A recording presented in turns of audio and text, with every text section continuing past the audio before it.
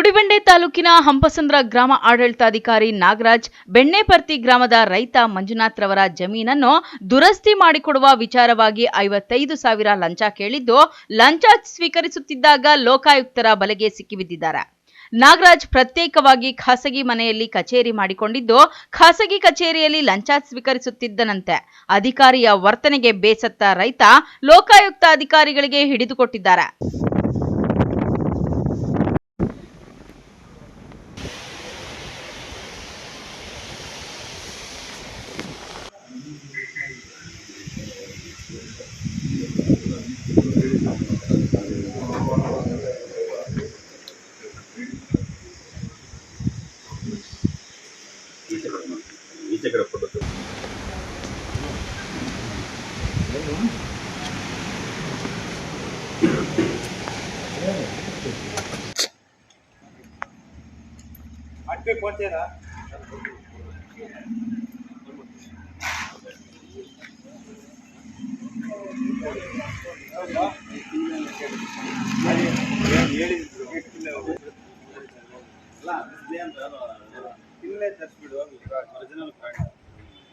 ಇನ್ನು ಈ ದಾಳಿ ಚಿಕ್ಕಬಳ್ಳಾಪುರ ಲೋಕಾಯುಕ್ತ ಡಿವೈಎಸ್ಪಿ ವೀರೇಂದ್ರ ಕುಮಾರ್ ನೇತೃತ್ವದಲ್ಲಿ ನಡೆದಿದ್ದು, ತಾಲೂಕಿನಲ್ಲಿರುವ ಇನ್ನಷ್ಟು ಇಂತಹ ಭ್ರಷ್ಟ ಅಧಿಕಾರಿಗಳನ್ನು ಇದೇ ರೀತಿ ಹಿಡಿದುಕೊಡಬೇಕೆಂದು ಆಕ್ರೋಶ ಹೊರಹಾಕಿದ್ದಾರೆ.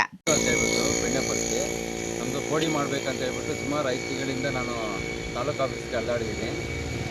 ಅದರಲ್ಲಿ ಎಲ್ಲ ಡಾಕ್ಯುಮೆಂಟ್ ಇದ್ದರೂ ಸಹ ನಮಗೆ ಕೋಡಿ ಮಾಡ್ತಾ ಇಲ್ಲ.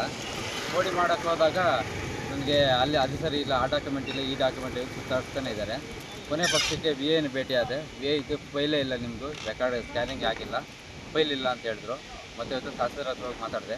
ತಹಸೀಲ್ದಾರ್ ಅದೇ ಥರ ಉತ್ತರ ಕೊಟ್ಟರು, ಮತ್ತು ಡಾಕ್ಯುಮೆಂಟ್ ಯಾವುದಿಲ್ಲ ಅಂತ ಹೇಳಿದ್ರು. NV Venkatesh, MMTV news, Gudibande.